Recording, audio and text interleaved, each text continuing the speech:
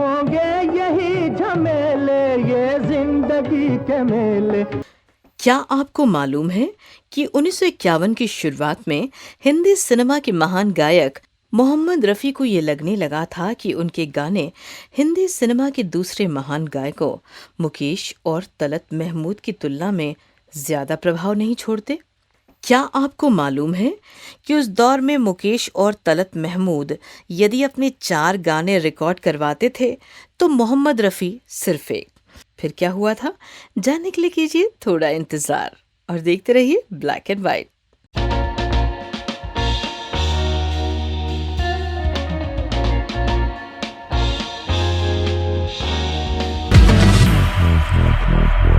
नमस्कार, black and white में आपका स्वागत है। इस एपिसोड में हम बात करेंगे हिंदी सिनेमा के महान गायक मोहम्मद रफ़ी की और संगीतकार नौशाद की, और इसकी भी कि कैसे एक समय मोहम्मद रफ़ी गानों के औसत में गायक मुकेश और तलत महमूद से पीछे हुआ करते थे, लेकिन फिर उन्होंने रफ्तार पकड़ी और देखते ही देखते सबसे आगे निकल गए। दोस्तों, राजू भारतन की किताब the life and music of Naushad, Naushad नामा में जिक्र है कि 1951 में मोहम्मद रफ़ी की स्थिति कुछ अलग थी। नौशाद के अनुसार 1951 के पहले के 4 सालों में मोहम्मद रफ़ी ने अलग अलग संगीतकारों के साथ काम किया, गाने गाए और अनुभव हासिल किया, लेकिन इसका फायदा नजर नहीं आया। नौशाद के मुताबिक 1951 की शुरुआत में मोहम्मद रफ़ी ने इस बात पर गहरी चिंता और हैरानी जताई थी कि वो तलत महमूद और मुकेश की तरह अपना प्रभाव क्यों नहीं छोड़ पा रहे हैं। तब ये बात भी सामने आई कि उस दौर में मुकेश और तलत महमूद यदि अपने 4 गाने रिकॉर्ड करवाते थे तो मोहम्मद रफ़ी सिर्फ एक। यानी मुकेश, तलत महमूद और मोहम्मद रफ़ी के गानों का औसत था 4:1, यानी 4 और 1 का। अब देखते हैं क्या कहती हैं उस समय की फिल्में।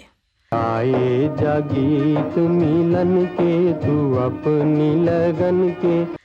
ये गाने हैं फिल्म मेला के। मेला आई थी 1948 में और इसमें संगीत दिया था संगीतकार नौशाद ने। मेला में 6 गानों में मुकेश हैं, जबकि मोहम्मद रफ़ी सिर्फ 1 गाने में हैं, जिसमें 2 वर्जन थे। ये जिंदगी के मेले, ये जिंदगी के मेले।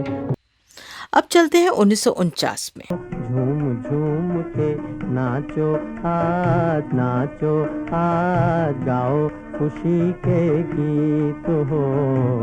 ये गाने हैं फिल्म अंदाज के। इसमें मुकेश के 4 गाने थे, जबकि मोहम्मद रफ़ी का सिर्फ 1 गाना था लता मंगेशकर के साथ।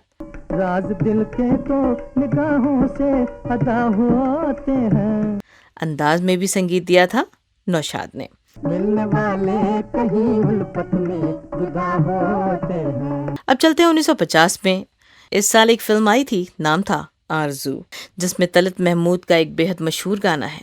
दिल मुझे ऐसी जगह ले चल। इस गाने की तब खूब चर्चा हुई थी।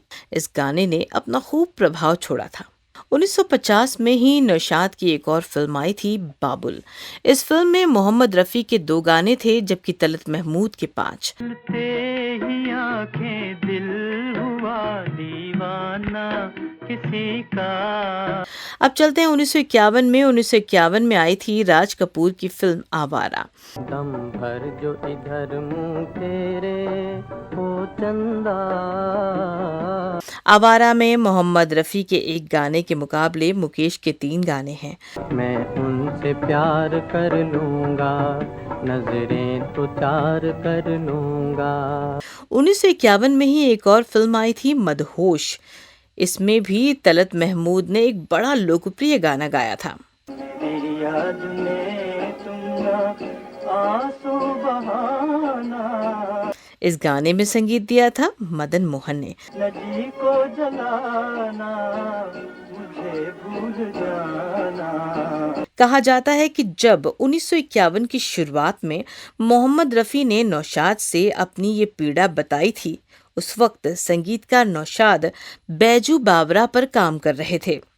बैजू बावरा में मोहम्मद रफ़ी को ही गाना था।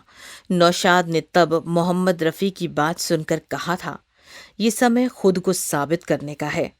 आपके पास एक बड़ा और शानदार मौका है। बैजू बावरा आपके लिए एक चुनौती है, और ये चुनौती है अपनी आवाज़ की गुणवत्ता, अपनी आवाज़ की ताकत और इसकी खूबसूरती साबित करने की। अगर आपने ये चुनौती स्वीकार कर ली और इस पर खरे उतरते हैं, तो आपको जीवन भर खुद के गायक होने पर गर्व रहेगा। कहा जाता है इसके बाद मोहम्मद रफ़ी और नौशाद ने बैजू बावरा पर काम शुरू किया। मोहम्मद रफ़ी को नौशाद की बात याद थी। उन्हें ये सूरत हाल बदलना था। अपने सहकर्मी गायक मुकेश और तलत महमूद के 4 गाने और खुद के एक गाने के गणित को बदलना था। गानों का रेशियो बदलना था।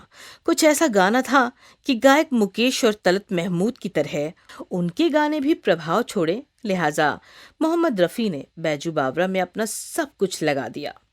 कहा जाता है कि मोहम्मद रफ़ी ने इसके लिए कड़ी मेहनत की।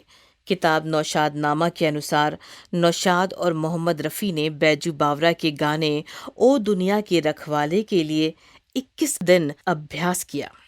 ओ दुनिया के रखवाले, इंसान बनो के लिए 17 दिन रिहर्सल किया। किस नींद में हो जागो, जरा सोच लो, अंजाम इंसान बनो। गाना मन तड़पत हरिदर्शन को के लिए 14 दिन का अभ्यास किया। मन तरपत हरिदर्शन। दोस्तों, बैजू बावरा रिलीज हुई अक्टूबर 1952 में। इसके बाद जो हुआ उसे दुनिया आज भी बार बार दोहराती है। मोहम्मद रफ़ी के बैजू बावरा के गाने आज भी मोहम्मद रफ़ी के रिजॉल्व की, खुद को बेहतर साबित करने की, उनकी जिद के बारे में बताते हैं। कहते हैं बैजू बावरा के बाद गायक मुकेश, तलत महमूद और मोहम्मद रफ़ी का 4 और 1 यानी कि 4:1 का रेशियो बदल गया। अब चारों तरफ मोहम्मद रफ़ी की आवाज़ का जादू था, चारों तरफ उनकी मांग थी। मोरे तुम बिना बिगड़े। अब बात करते हैं मोहम्मद रफ़ी की दूसरी पीढ़ा की, यानी गायक मुकेश और तलत महमूद के मुकाबले उनके गानों के प्रभाव ना छोड़ने की उनकी बात की। कहते हैं बैजू बावरा के इन गानों ने उनकी ये पीड़ा भी दूर कर दी। दुनिया के रखवाले, सुन दर्द। बैजू बावरा के इन गानों को लिखा है गीतकार शकील बदायूनी ने। इस एपिसोड में आज बस इतना ही। और हाँ, अगर अब तक आपने हमारे इस चैनल को सब्सक्राइब नहीं किया है तो अब ज़रूर कर लें।